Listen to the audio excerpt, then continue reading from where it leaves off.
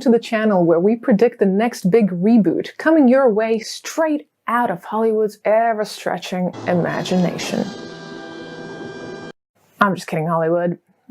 Whilst I'm not a super huge fan of the Disney remakes, I have to say every now and then we get hit with a pretty decent reboot, oftentimes bringing an extra layer to the film's themes and characters, such as the likes of the 2012 film Dredd, starring Karl Urban, based on the comic Judge Dredd, and a reboot of the 1995 Judge Dredd starring Sylvester Stallone.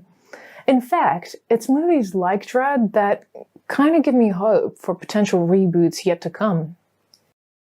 But we're here to talk about a different movie.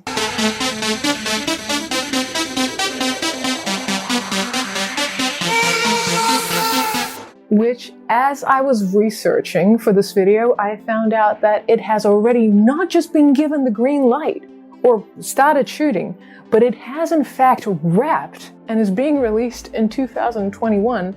Oh shit. So I'm a bit late to the party on that one.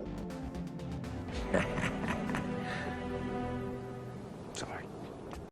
But screw it, let's talk about it anyway.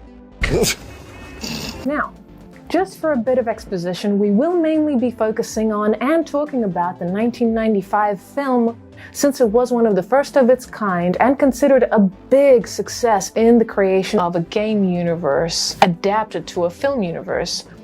Although it did face some scrutiny about how it chose to go about that as well, especially with consideration to certain characters and plot lines being arguably underutilized. But all in all, it was a successful year for the newly introduced Mortal Kombat film franchise. Brilliant. So, let's take a look at the year the film was released. 1995 feels like it was forever ago. You may have been a kid, you may have been an adult, or you might have not even been born yet. Bad luck. But any of you fans of the Mortal Kombat film that year may have also remembered this.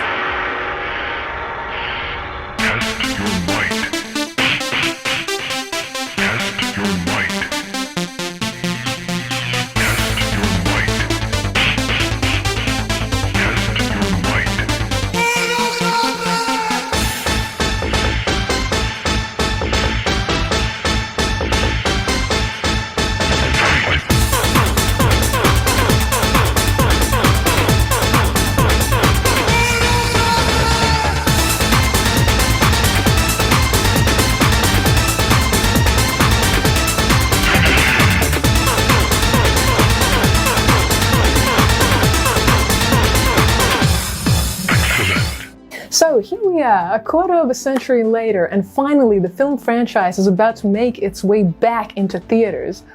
But before delving into the 1995 film that sparked it all, let's take a look at its origins.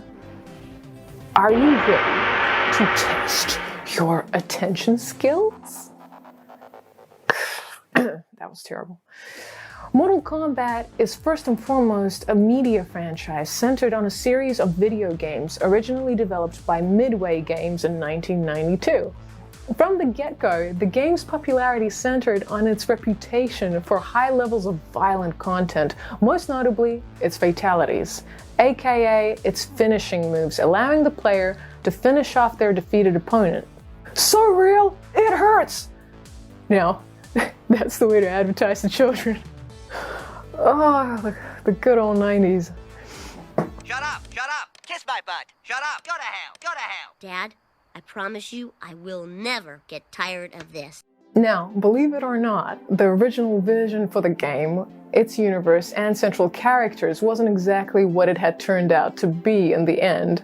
The creators of the game, Ed Boon and John Tobias, were inspired by the likes of none other than Jean-Claude Van Damme, who they also envisioned as being the central character of the game. Man, if I were Jean-Claude, I'd be all over that. They're designing a game centered around you, man, as the protagonist. Hell yeah! Unfortunately, the idea was turned down, likely because Jean-Claude Van Damme was attached to several other projects at the time, such as Universal Soldier and Street Fighter, which, by the way, also was a game-to-screen adaptation. He was later offered the role of Johnny Cage in the film, but had to turn it down too, arguably because he just didn't really want to be a part of it. Come to a little tournament, he said. Be good for the career, he said. Kind of a shame, though. That could have been interesting.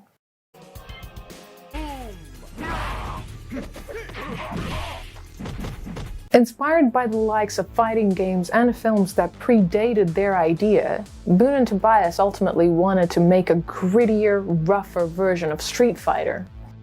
And that they did.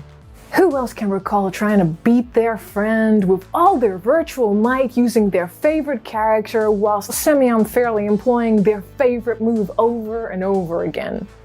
Anybody? Just me? Alright, I sucked. But I still enjoyed it. Don't judge me. Film producer Lawrence Kasanoff licensed the rights to the game in the early 1990s. Wow, he really got a jump on things. And produced the first hit movie ever to be adapted from a video game. It had therefore set a precedent for a lot of films to follow, such as Dune, Max Payne, Silent Hill, the Resident Evil franchise, the Tomb Raider film franchise, Tekken. Wait, they made Tekken? Need for Speed, Rampage, Assassin's Creed, and the list goes on. I'm sorry if I didn't mention your favorite game. Now, I know what you're thinking. Super Mario Bros., Double Dragon, and Street Fighter were actual game-to-film adaptations created prior to Mortal Kombat reaching the big screen. However, none of these were quite at the same level of popularity as the first installment of Mortal Kombat. The next one, I think we'd all rather pretend didn't happen. Too bad you will die. Which is why I've chosen to primarily focus on the first one.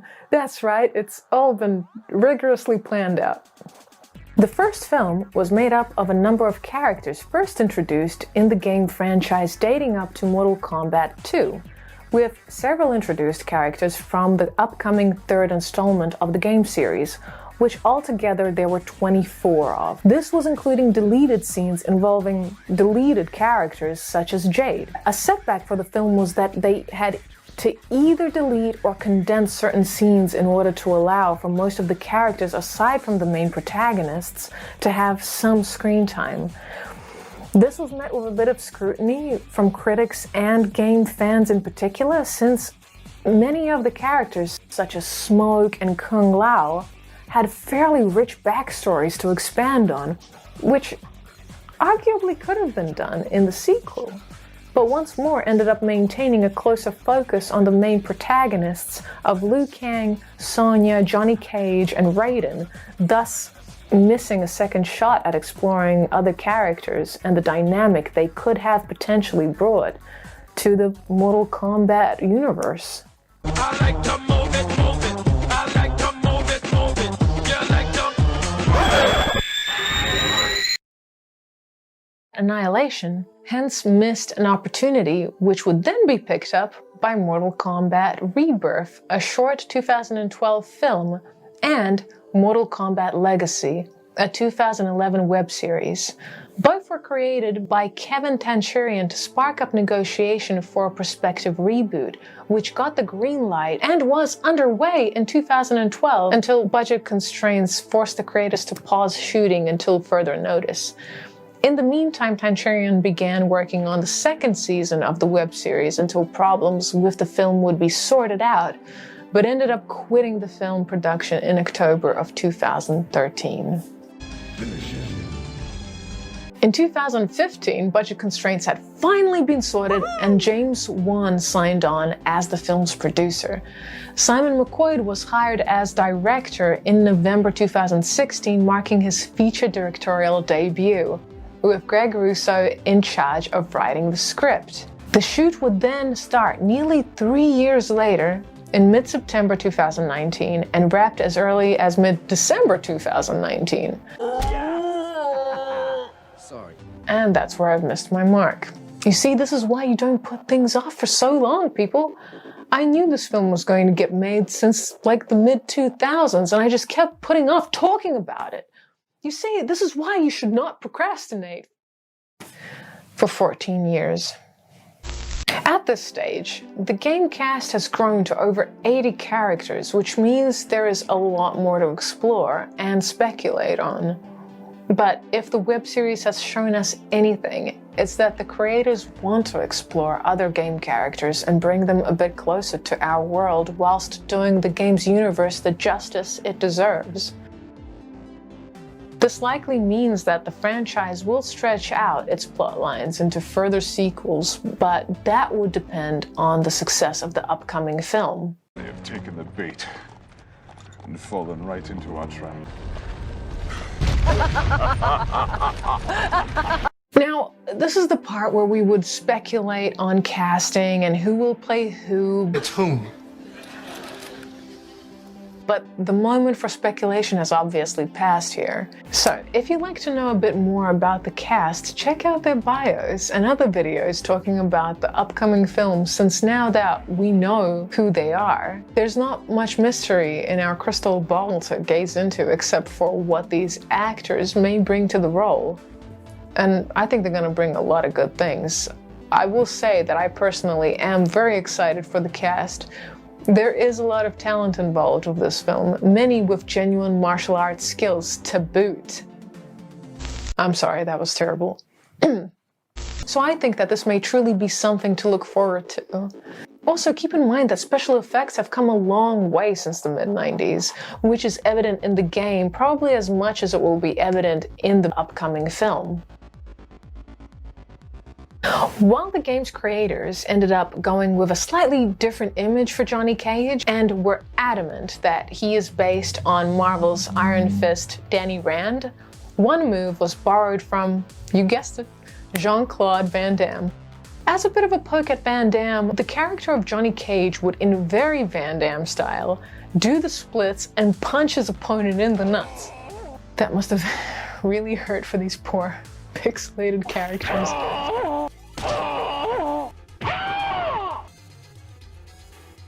Speaking of character inspirations, the character of Rain was actually based off of Prince's Purple Rain, and he's, well, purple. Purple rain, purple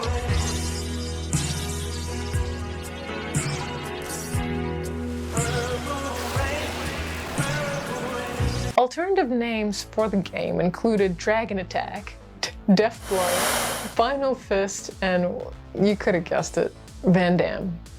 In short, the creators of the game believed that if you saw the name Van Damme in big bold letters upon browsing their arcade, you wouldn't be able to pass it up. In fact, coming up with the name was no piece of cake. Ooh, cake. As it took the creators 6 months to decide on the final title for the game. Worth it. Mortal Kombat's release was one of the largest video game launches of its time on September 13, 1993. Despite the minimal time and resources pumped into the game's development, along with the staggeringly impressive fact that it was developed by only 4 people, the size of its launch was nearly unparalleled. In December of that same year, it inspired a public backlash and even some strong criticism on a political scale due to its violent content. With the controversy around the game, Mortal Kombat 2 introduced a new version of the fatality as the 180-degree alternative known as Friendship. Friendship? In this version of the finishing move, the winning fighter would perform an act of kindness, leaving the opponent unharmed at the end of the fight.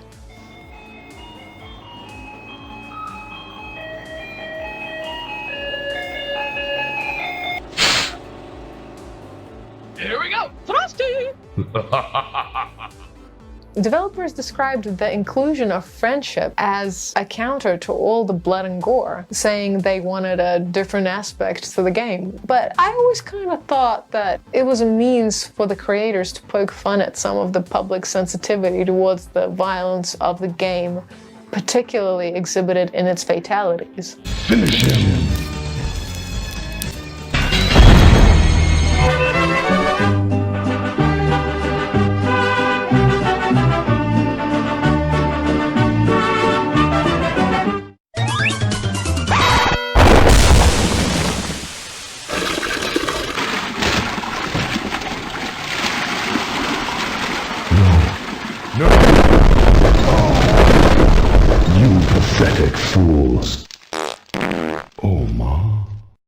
With Mortal Kombat 2's comical counter-strike to the violence allegations also came babality, which allowed the victor to turn their opponent into an infant version of their character. Sometimes the opponent would even wear a miniature version of the clothes he or she wore when fully grown, complete with smaller versions of accessories such as Raiden's hat or Johnny Cage's shades.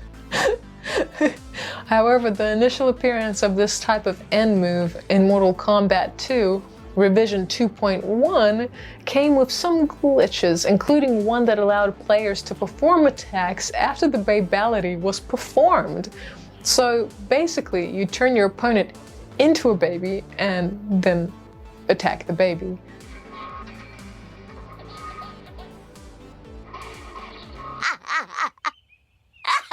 Mortal Kombat also spawned a number of mini-games such as Board Combat, Puzzle Combat, Mortal Kombat, and Mario Kart. Can you imagine how many Mortal Kombat game and film fans started taking martial arts classes after playing the game or watching the movie? If its violent content was such a problem, what about its capacity to inspire exercise, self-discipline, and potential sportsmanship? Open Gangnam Style. Gangnam Style. Open Gangnam Style. That's all for now, comrades. Leave a like if you actually liked this video, and let me know what you think. If you could realistically be any character in Mortal Kombat, which would you be? Or better yet, if you could create a Mortal Kombat character, what would they be? Meet my ultimate fighter of Mortal Kombat, and his name is Epic Wombat. Is there a game that you want to see adapted to the big screen? No Man's Sky. No Man's Sky. What older film do you think will get rebooted next? I don't have a crystal ball for this stuff, so seriously, what do you think? Please, tell me. Make my job easier. Otherwise, thanks for watching, and I'll catch you guys in the next Big Reboot edition. Mortal Kombat!